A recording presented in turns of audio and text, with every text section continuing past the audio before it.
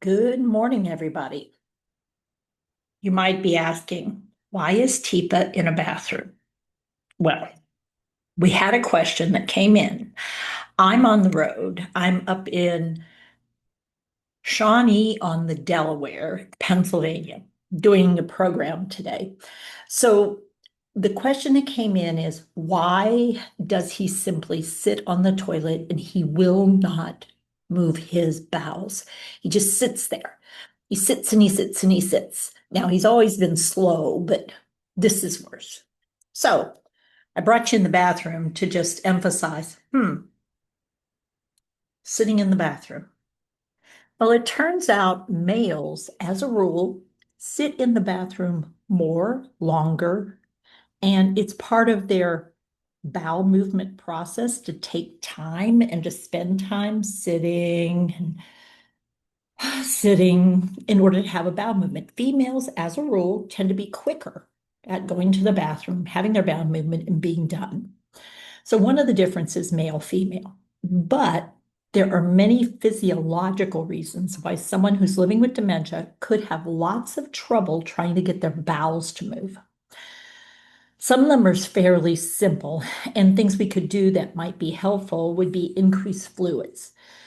Because as we age, one of the phenomena we have is dry skin.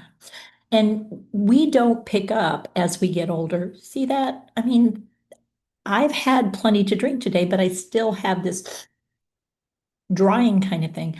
And it's not just external, it means inside we are not well hydrated. And if you have stool that's not well hydrated, it's super hard to move out. Or it could be that there is a long lifetime pattern of having extra bowel product inside and having difficulty relaxing the sphincter enough and tightening the bowel, the rectal vault, tight enough to squeeze out. And so it tends to back up. So many people live with chronic constipation. And it means when the stuff comes out, it tends to be really harder and lumpier and bigger around, which means the sphincter had to relax more in order to get it out. Another problem simply could be that the sphincter muscle and the rectal vault muscles, all of which are they're smooth muscles. But one of the things that happens is they have to act in concert. So I have to relax my sphincter muscle while I squeeze down or bear down with my vault muscles. So what I have in there squeezes out, but the opening relaxes so the stuff can come out.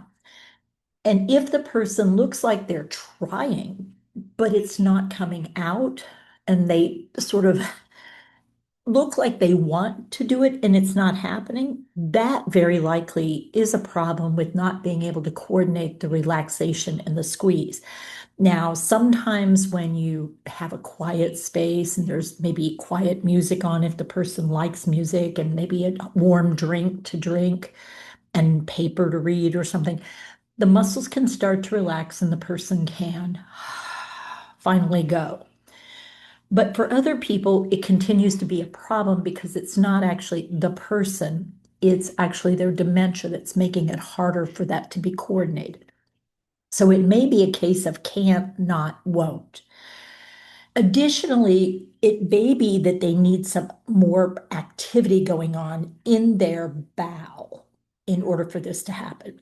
So some people have become habituated, and so what you might try are products that are designated like a senna tea, something like that, that activates and causes the musculature to get a little more active and the process to kick it up into a little bit of a higher gear.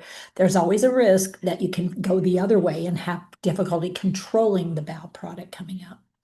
Now, the other issue might be medications the person is on could be making it harder for them to have effective bowel movements because they might be the kind of medications that can impact either how the sphincter works or how the bowel works and make it harder to keep the motility going. So, the other option might be that our anxiety, our frustration, our sound Are you done yet? Have you gone yet? Come on, see if you can't go. Can you go? Give it a try. Might actually be making it harder for somebody to go.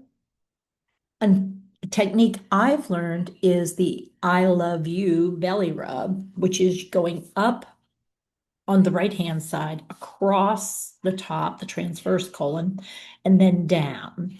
So you sort of like before the person even gets on, you might try rotational movements through the trunk. You might try a belly rub. You might try forward pressure, backward pressure, lean to the floor, come back up. All of those are efforts to mobilize both the internal gut, but also give it some external pressure and stretch the sphincter. One final thing you can try is a rub down over the kidney area on either side of the back while you go. "Mm, mm."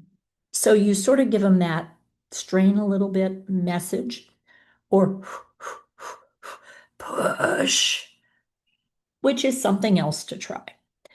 Now, if you're continuing to be frustrated, maybe it's time to contact somebody and say, is there a way to make the product less dense, less tight? Or do we need to look at where we're going to the bathroom? And could there be something else going on there? Is it timing? Because it turns out some people are sensitive. If they don't get the right window of time, that's it for the next day. They're very tuned in to the just right, and it usually is about 20 to 45 minutes after a meal. For many people, it's the breakfast meal. For some people, it's after lunch. Some people can do dinner. Some people can be really flexible, but some people can't. So consider all those options. It may be none of those, but it might be a few of those. And if anybody else has suggestions, ideas, send them on in because this is one where it feels like there's a purposefulness to it, but it may truly be an inability to get the act together and make it happen. So I'm open to other suggestions for this one. All right, everybody, take care of yourselves, take care with your care, and maybe now you might need to go. All good. Gas is a pass. Bye, everybody.